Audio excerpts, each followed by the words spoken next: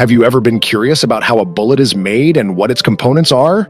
From the penetrator, which is the heart of the ammunition, to the casing that houses it, the process of making ammunition is a complex art and science.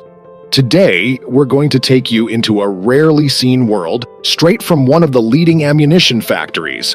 Join me on this amazing journey to discover the secrets behind each part of the ammunition and how they are assembled into a deadly unit. Welcome to our channel, where we unravel the mysteries behind various interesting topics. Today, we will dive into the world of ammunition, from the basic components to the complex manufacturing of the casing. Did you know that the bullets we see every day consist of 5 main parts, and each part plays a crucial role in determining its effectiveness? Before we visit the factory and witness the sophisticated manufacturing process, let's learn more about each of these components and why they are important. From the penetrator, which pierces the target, to the primer, which triggers the explosion, every detail is important. So, prepare yourself for a journey that reveals the science and engineering behind deadly ammunition.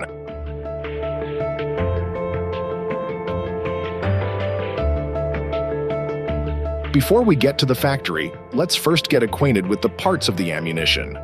For small arms ammunition, it is divided into 5 parts. First, there is the penetrator, often referred to as the bullet. This is the part that is then fired at high speed and produces an impact on the target. Second is the casing.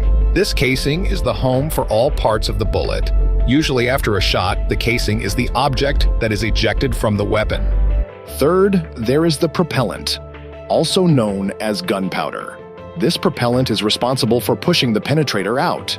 The bigger the thrust generated by the propellant, the faster the speed of the penetrator. Fourth is the rim, a groove at the base of the bullet casing. Although small and seemingly insignificant, the rim's job is to keep the ammunition stable inside the weapon, pointing forward. If the rim fails in its task, the bullet could explode inside the pistol. Fifth is the primer. The purpose of the primer is to ignite the gunpowder in the casing. As soon as the primer is activated, the bullet will be fired immediately. That's why the trigger of a pistol always needs to be locked to prevent the primer trigger from moving and causing accidents.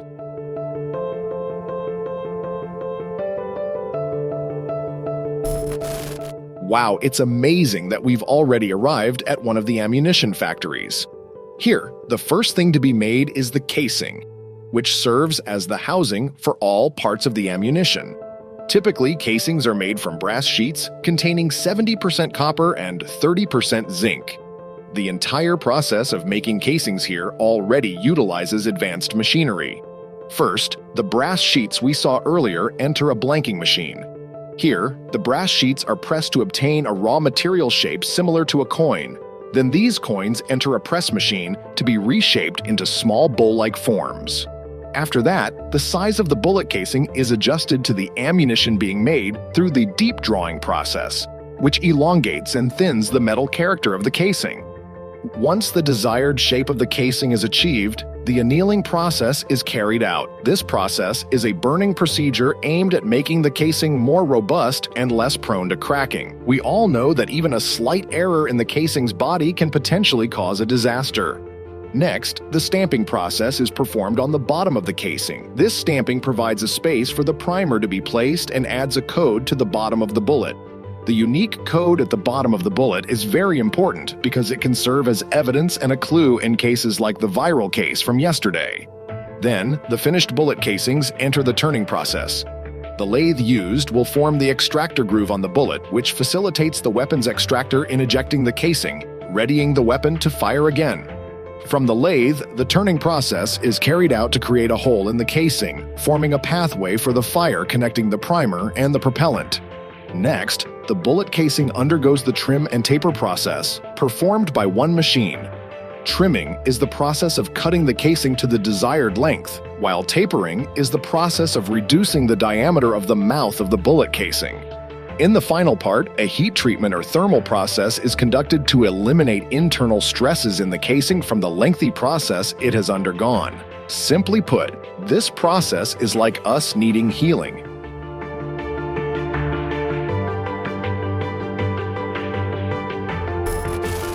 After the casing is completed, the next process is the manufacturing of the projectile.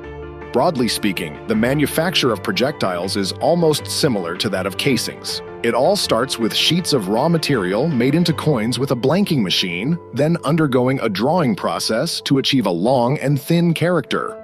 The difference in the manufacturing process lies in the shaping of the projectile's tip, which is formed to be pointed. Additionally, there is a hardening process that involves another raw material, lead. This lead is pressed into the projectile to integrate with it. It's the lead that adds extra weight to the projectile, responsible for the impact and damage caused.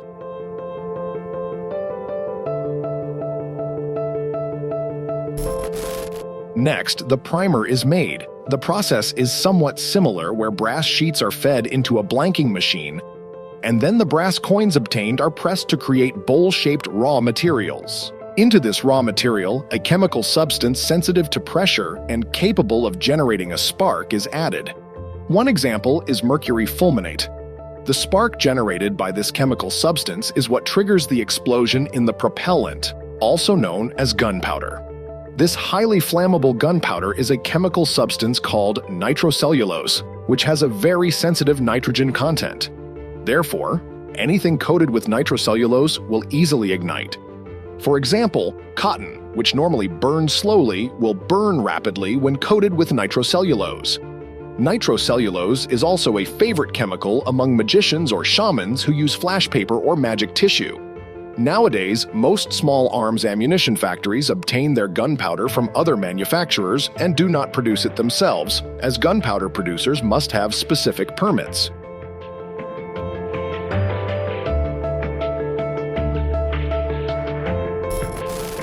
After all the parts are complete, ranging from the casing, projectile, primer, and even the gunpowder obtained, we now enter the final process, assembly.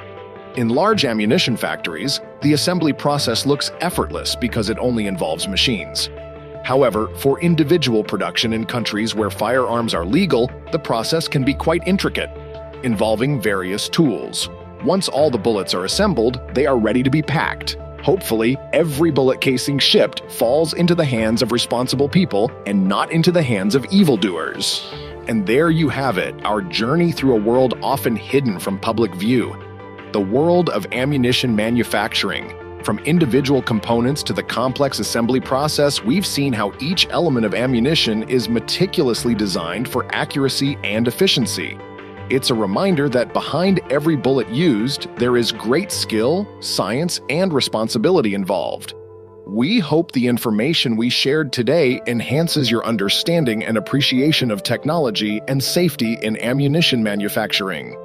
Remember, this knowledge is not only for educational purposes, but also to respect the importance of responsible ammunition use. Thank you for watching, and see you in our next video.